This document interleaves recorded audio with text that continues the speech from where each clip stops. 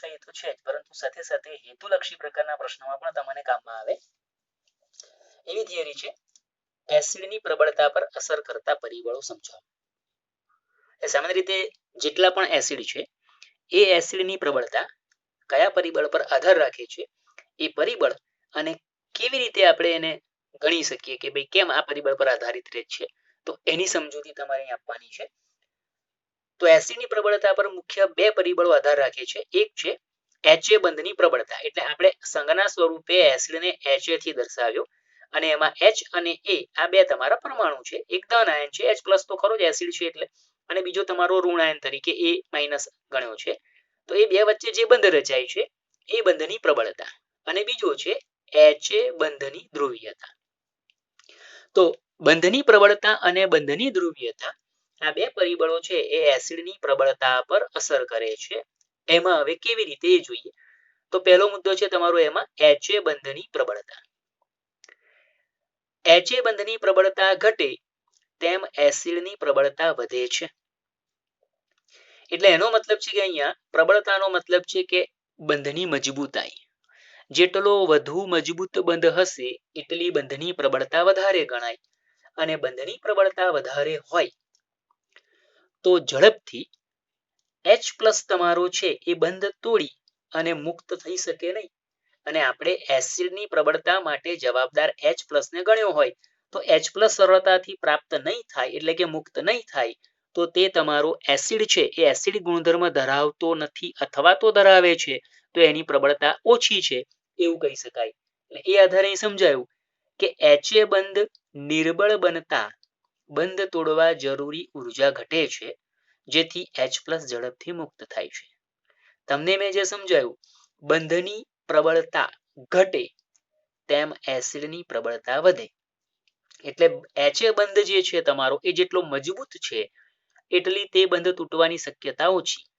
એની જગ્યાએ આપણે ઉલટા જઈએ કે HA બંધ જેટલો નિર્બળ હશે એટલો ઝડપથી તમારો બંધ તૂટશે, બંધ જેટલો ઝડપથી તૂટશે એટલો ઝડપથી H પ્લસ મુક્ત થશે.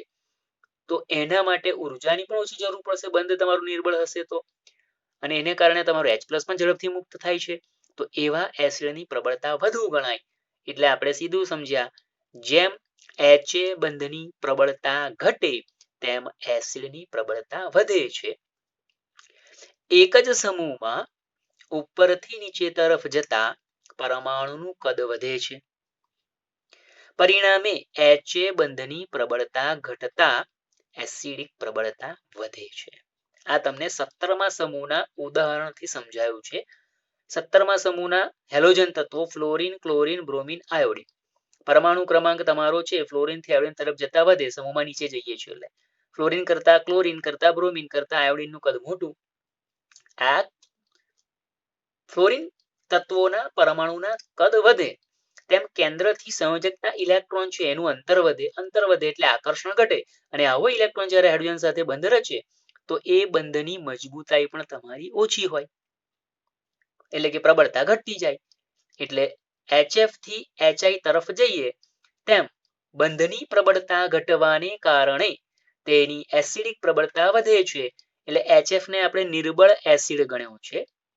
HCl પ્રબળ એસિડ છે, પરંતુ HCl ની સરખામણીમાં HBr ની એસિડિક પ્રબળતા વધુ છે, અને HBr કરતા HI ની એસિડિક પ્રબળતા એનાથી પણ વધે.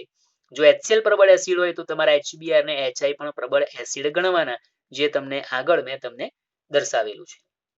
તો આ એક પરિબળ થયું HA બંધની પ્રબળતા. બીજું પરિબળ HA બંધની ધ્રુવીયતા.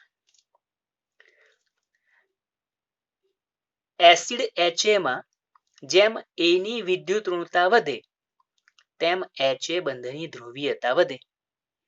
આપણે બંધની ધ્રુવીયતા ટોપિક ભણી ગયા છે.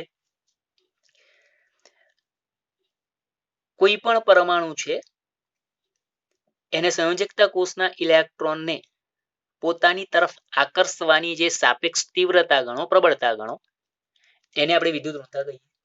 અને આપણને ખબર છે કે સામાન્ય રીતે 17મા સમૂહના તત્વમાં પ્રથમ તત્વ જે છે એની વિદ્યુત ઋણતા સૌથી વધારે છે, કારણ કે તેનું કદ સૌથી નાનું છે, કેન્દ્રીય વીજભાર સૌથી વધારે છે. તો આવું તત્વ જ્યારે હાઇડ્રોજન સાથે બંધ રચતું હોય તો સ્વાભાવિક છે કે વિદ્યુત ઋણતા જેની વધારે હશે તેના તરફ HA બંધનું ઇલેક્ટ્રોન યુગ્મ આકર્ષિત થાય, એટલે એવા બંધને આપણે ધ્રુવીય બંધ કહીએ છીએ, આપણને ખબર છે.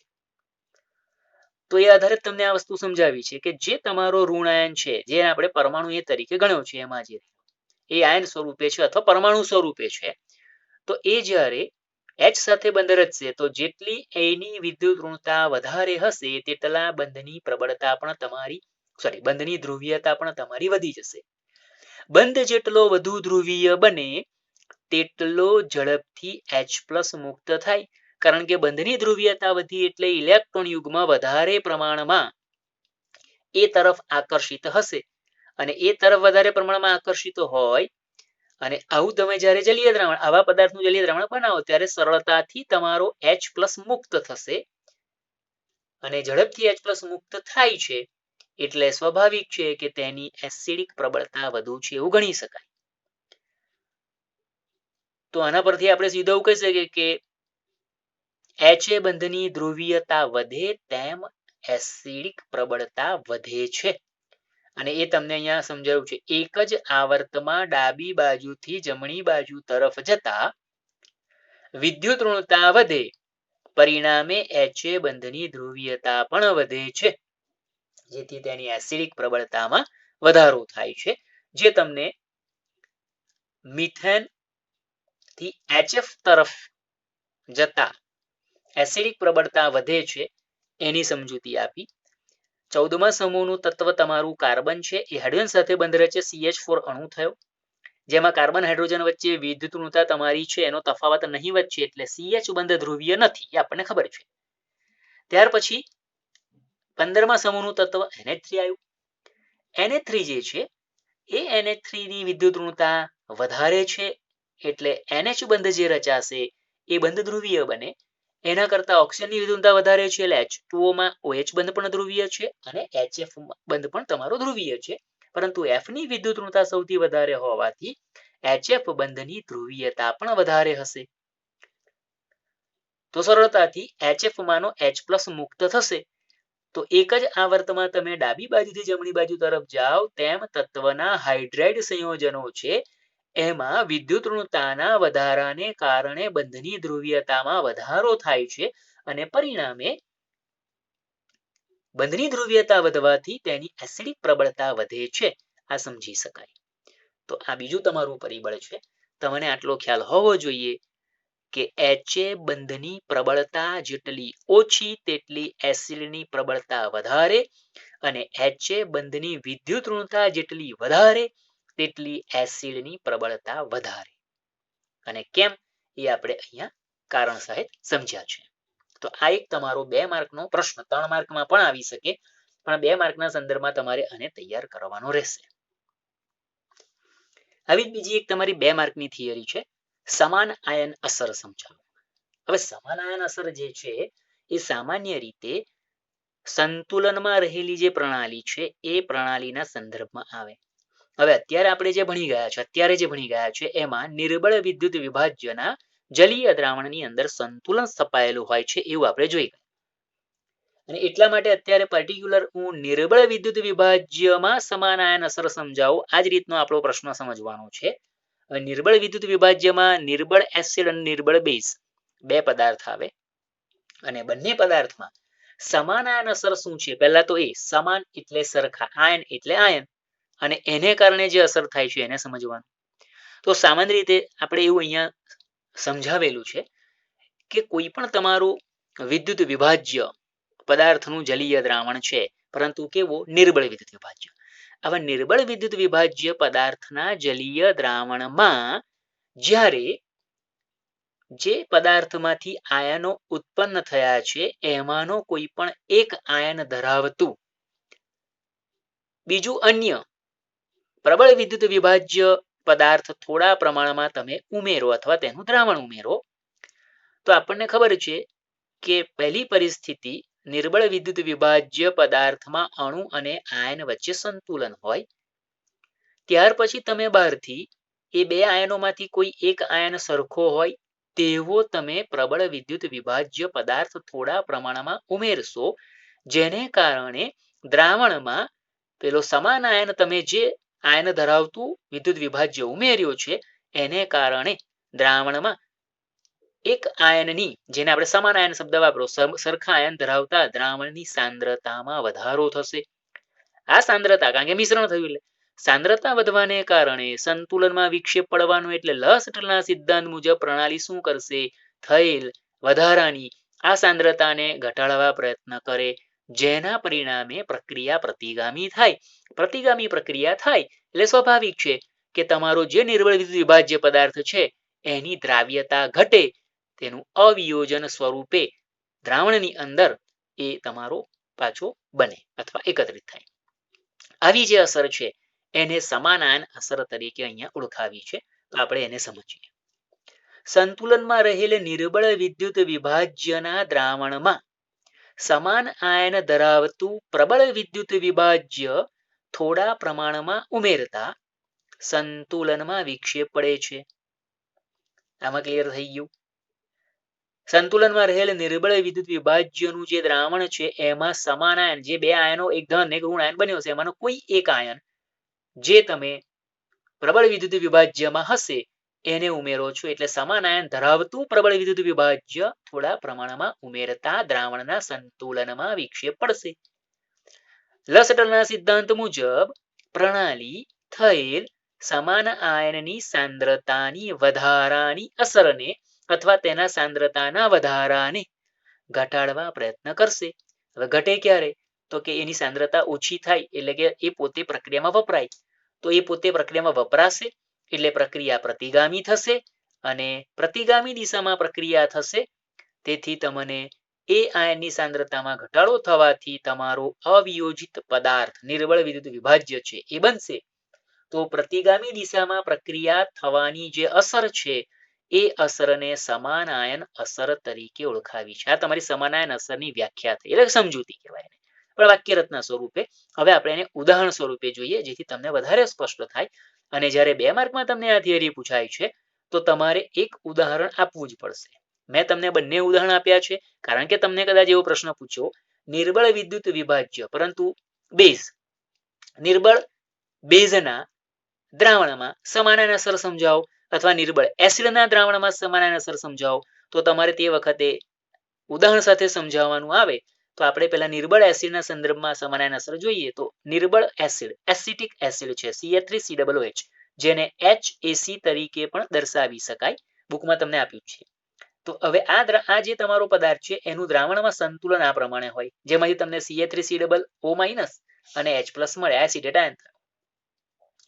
હવે આમાંથી આપણે આ બેમાંથી કોઈ એક આયન હોય એવો બીજો પદાર્થ નક્કી કરવાનો, અને એ પ્રબળ વિદ્યુત વિભાજ્ય હોવો જોઈએ કે જેનું સંપૂર્ણ આયનીકરણ થતું હોય. તો આપણે એમાં લઈએ છીએ સોડિયમ એસિટેટ. અહીંયા તમે HCl પણ લઈ શકો છો કારણ કે H+ સમાન બનશે. બરાબર? તો આપણે અત્યારે સોડિયમ એસિટેટ લઈએ છીએ. આ સોડિયમ એસિટેટને થોડા પ્રમાણમાં હું એસિટિક એસિડના દ્રાવણમાં ઉમેરીશ. તો એનું પણ આયનીકરણ CH3COO- અને Na+ માં થશે. હવે તમે આ દ્રાવણમાં આને ઉમેરશો એટલે તમે જોઈ શકો છો CH3COO- તમારા સમાન આયન છે, અને આની જે સાંદ્રતા હશે આયનીકરણ પછી એની અંદર આ ઉમેરવાથી સાંદ્રતામાં સ્વાભાવિક રીતે વધારો થવાનો, અને આ ઉમેરવાથી આની સાંદ્રતામાં થયેલા વધારાને કારણે સંતુલન પર અસર થશે, સંતુલન ખોરવાશે. અને આને કારણે પ્રણાલી લસટના સિદ્ધાંત પ્રમાણે પ્રણાલી આ H3COO- એસિટેટ આયન જે છે તેની જે સાંદ્રતા વધી એને ઘટાડવા માટે પ્રયત્ન કરશે, અને એમાં પ્રક્રિયા તમારી પ્રતિગામી દિશામાં થશે. પ્રતિગામી દિશામાં થશે એટલે આ એસિટેટ આયન H+ આયન સાથે પ્રક્રિયા કરી અને CH3COO એટલે કે એસિટિક એસિડ આપશે. તો H+ ની સાંદ્રતામાં અહીંયા ઘટાડો થાય એટલે સ્વાભાવિક છે કે એસિડના H+ ની સાંદ્રતા ઘટે તો pH નું મૂલ્ય તમારું છે એ pH નું મૂલ્ય વધે એવું સમજી શકાય. તો એ વસ્તુ તમને વાક્યરચના સ્વરૂપે સમજાવી કે ભાઈ અહીં CH3COOH ના દ્રાવણમાં CH3COONA સોડિયમ એસિટેટ ઉમેરવાથી એસિટેટ આયનની સાંદ્રતા વધતા સંતુલન ખોરવાય છે. પરિણામે એસિટેટ આયનની સાંદ્રતા ઘટાડવા પ્રણાલી પ્રતિગામી દિશામાં થશે, જેથી H+ ની સાંદ્રતા ઘટશે, કારણ કે આ આની સાથે પ્રક્રિયા કરશે તો જ આ બને. અને એસિડિક દ્રાવણ તમારું છે એટલે કે એસિડ જે છે એની pH વધે છે. એ પણ ઉદાહરણ દ્વારા પણ આપણે સમજીશું, પણ તમને એ ખ્યાલ હોવો જોઈએ કે સમાન આયન અસરને કારણે નિર્બળ એસિડ તમારો છે એની pH માં વધારો થાય. બરાબર. એવું હવે બેઝનું ઉદાહરણ આપું છું તમને. NH4OH નિર્બળ બેઝ છે. NH4OH છે સ્વાભાવિક છે કે એનું NH4+ અને OH આયનમાં સંતુલન આ પ્રમાણે સ્થપાયેલું હોય આયનીકરણ થયા પછી. હવે આ જ NH4OH માંથી બનેલા NH4+ અને OH- માંથી કોઈ એક આયન ધારો કે નક્કી કર્યું, અહીંયા NH4+ જ લીધું એટલે NH4Cl અથવા NaOH પણ લઈ શકાય, જેમાં OH સમાન થશે. આપણે અત્યારે NH4Cl જે પ્રબળ વિદ્યુત વિભાજ્ય છે એને અંદર ઉમેરીશું. તો NH4+ તમારો ઓલરેડી NH4OH માંથી આયનીકરણથી મળ્યો હતો, અને તમે બીજો પદાર્થ જે ઉમેરો છો એમાં પણ NH4+ છે. પરિણામે દ્રાવણમાં NH4+ આયનની સાંદ્રતામાં વધારો થશે, અને સાંદ્રતામાં વધારો થવાને કારણે સ્વાભાવિક છે પ્રણાલીના સંતુલનમાં વિક્ષેપ થતા પ્રણાલી થયેલ NH4+ આયનની સાંદ્રતાને ઘટાડવા પ્રયત્ન કરશે. તેથી આ NH4+ OH- આયન સાથે પ્રક્રિયા કરી પ્રતિગામી દિશામાં પ્રક્રિયા કરી NH4OH બનાવશે, એટલે દ્રાવણમાં OH- આયનની સાંદ્રતા ઘટશે. અને OH- આયનની સાંદ્રતા ઘટે એને આધારે pH તમારો છે, આ જ દ્રાવણ તમારું છે બેઝ છે એની pH છે એ pH માં પણ ઘટાડો થશે. તો એ હવે તમને વાક્યરચના સ્વરૂપે સમજાયું. સંતુલનમાં રહેલ NH4OH ના બેઝિક દ્રાવણમાં જે સંતુલનમાં છે NH4+ આયન ધરાવતું પ્રબળ વિદ્યુત વિભાજ્ય NH4Cl થોડા પ્રમાણમાં ઉમેરતા સમાન આયન અસરને કારણે NH4+ ની વધેલી સાંદ્રતા પ્રણાલી ઘટાડવા પ્રતિગામી દિશામાં પ્રક્રિયા કરશે. પરિણામે OH- આયનની સાંદ્રતા ઘટશે અને બેઝિક દ્રાવણની pH ઘટશે. આ વાક્યરચના થઈ. હવે આ જ વસ્તુ તમને આપણને 2 માર્કમાં જ ખાલી પૂછાય છે. તમારે આ વાક્યરચના દ્વારા કોઈ પણ એક ઉદાહરણ, જ્યારે તમને ખાલી નિર્બળ વિદ્યુત વિભાજ્યમાં સમાન આયન અસર સમજાવવા પૂછે છે, તો કોઈ પણ એક નિર્બળ એસિડ કે નિર્બળ બેઝના ઉદાહરણ દ્વારા તમારે વ્યાખ્યા આપીને સમજૂતી આપવાની. અથવા આ ન આવે તો તમને એને આધારિત દાખલો પૂછાય તો એના તમને ઉદાહરણ સમજાવી દઉં. બંનેના બુકમાં એક આપ્યું છે, આપણે 2 ઉદાહરણ સમજીએ કે જેને કારણે તમે સ્પષ્ટ થઈ શકે. તો આપણે હવે ઉદાહરણ સમજીએ. 0.05 મોલર Cl3COOH એટલે એસિટિક એસિડ, જેને આપણે HSAC સંજ્ઞા દ્વારા પણ દર્શાવી શકીએ, ના દ્રાવણમાં 0.05 મોલર એસિટેટ આયનનું દ્રાવણ ઉમેરતા પરિણામી દ્રાવણની pH શોધો. જ્યાં તમને એસિટિક એસિડનો Ka આપ્યો છે 1.8 × 10⁻⁵. તો એસિટિક એસિડ છે તો આપણને એનું આયનીકરણ ખબર જ છે, જેને અહીંયા મેં HAC થી દર્શાવ્યો છે. ઉપર આપણે Ca3COOH થી દર્શાવેલું હતું એનું જ છે. એટલે HAC, જેમાંથી H+ અને AC આયન એસિડેટ આયન છે આયનીકરણ પામે.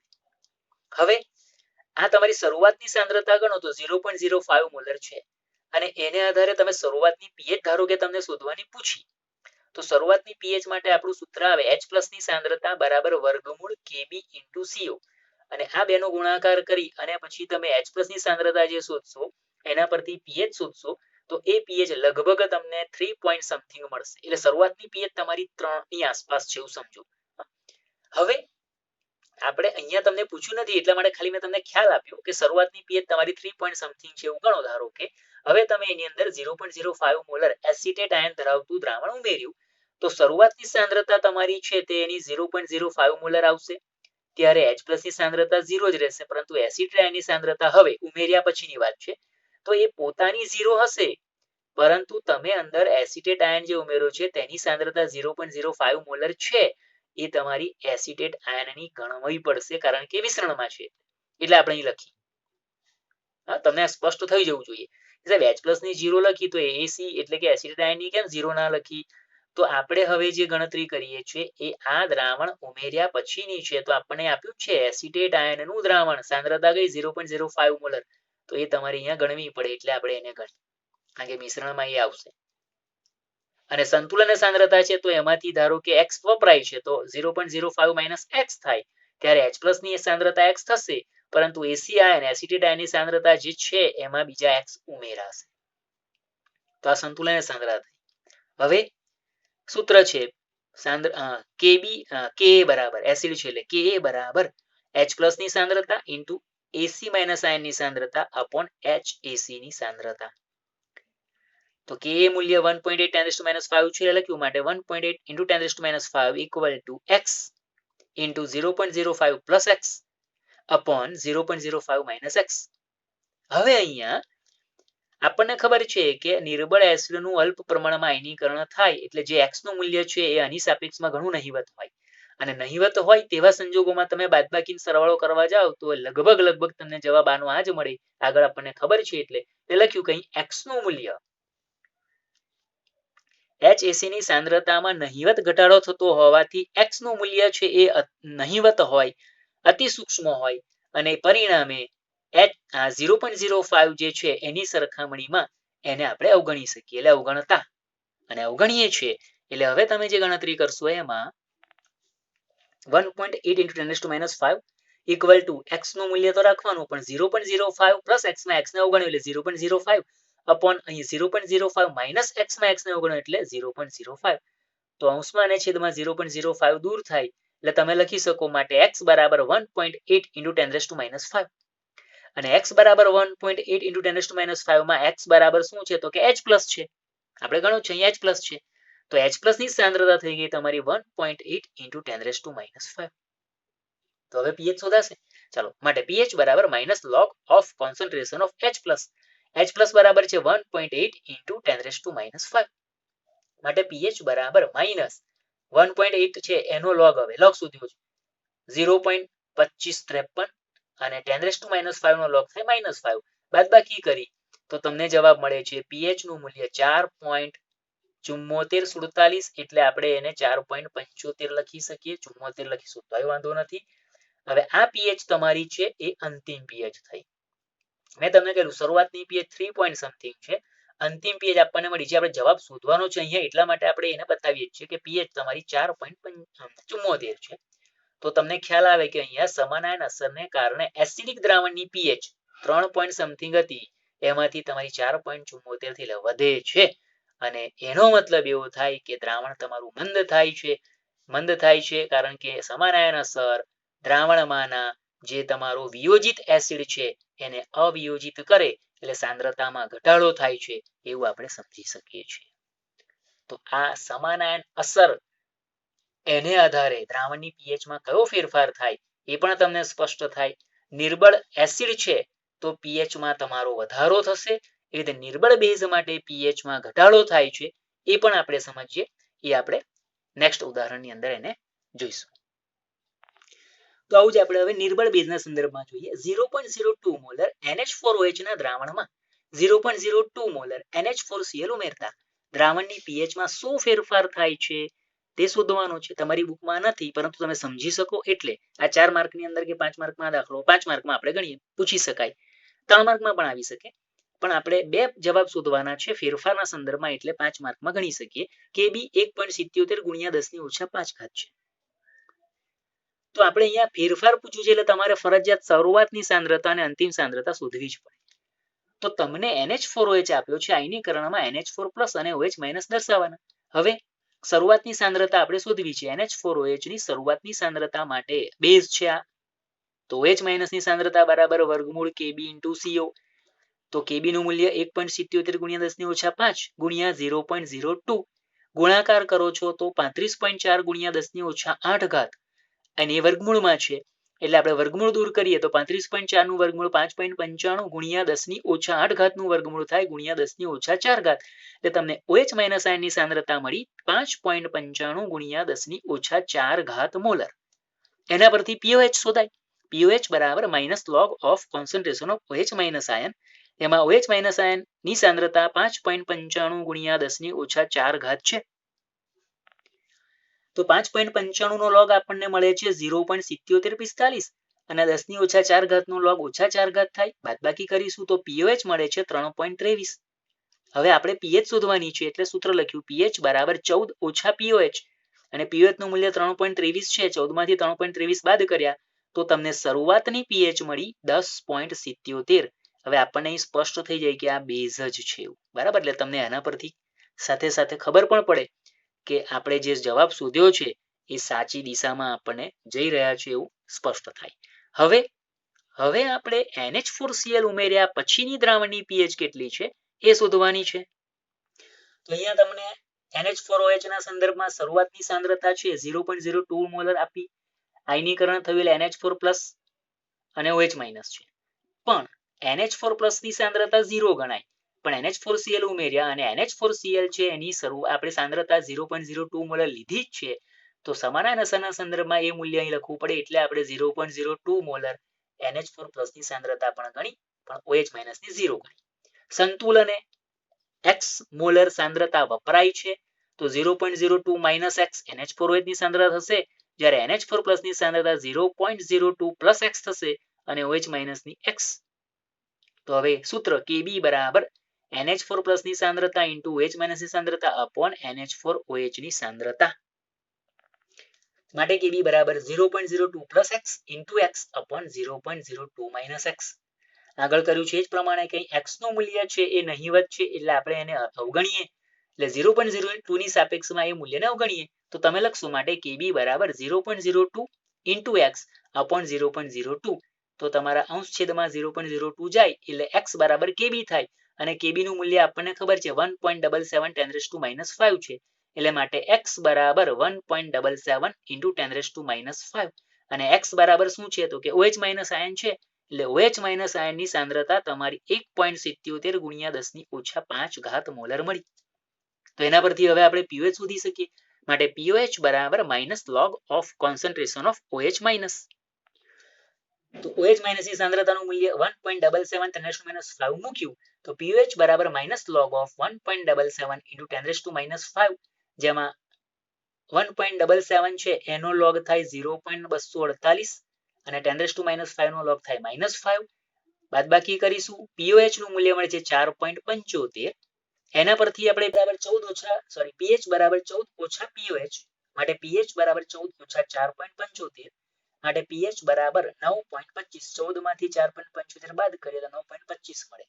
શરૂઆતની સાંદ્રતા હતી 10.77, અંતિમ સાંદ્રતા થઈ 9.25. સમજી શકાય છે સમાન અસરને કારણે બેઝિક દ્રાવણની pH માં ઘટાડો થયો તો એ આપણે અહીંયા લખ્યું પણ છે.